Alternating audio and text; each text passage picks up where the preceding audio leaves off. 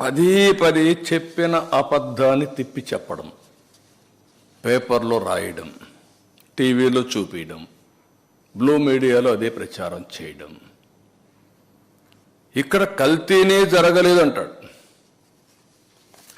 కల్తీని జరగలేదు అంటూనే ఈవో చెప్పాడంటాడు జరగలేదని. ఈవో పదే పదే చెప్పాడు. ఏదైతే ఆ కంపెనీ ఉందో ఏఆర్ కంపెనీ, ఏఆర్ డైరీ, ఆ డైరీ 8 ట్యాంకర్లు పంపించింది. 4 ట్యాంకర్లు కన్జ్యూమ్ చేశారు. పదే పదే వచ్చిన కంప్లైంట్ చూసిన తర్వాత ఈవో చెప్పినా వినలేదు కాబట్టి ఈ 4 ట్యాంకర్లు రిజెక్ట్ చేసినప్పుడు ఎన్డీడీబీకి పంపించారు, టెస్టింగ్ పంపించారు, ఎన్ఏబిఎల్ టెస్టింగ్. ఇది ఎన్డీడీబీ ఇచ్చిన రిపోర్ట్. ఇది మేము తయారు చేసిన రిపోర్ట్ కాదు. ఇది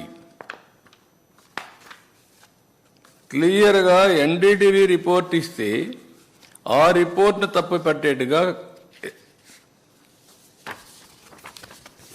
ఈ రిపోర్ట్ ఎన్డీడీబీ ఇచ్చిన రిపోర్ట్. ఇది చాలా క్లియర్గా 4 శాంపుల్స్ పంపించినప్పుడు 4 ట్రక్స్ నుంచి, ట్యాంకర్స్ నుంచి చాలా స్పష్టంగా వాళ్ళు రిపోర్ట్ ఇచ్చారు.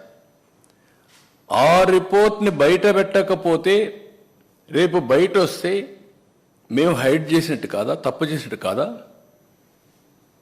భగవంతుడు మమ్మల్ని క్షమిస్తాడు. ఓకే, ఇది జరిగింది.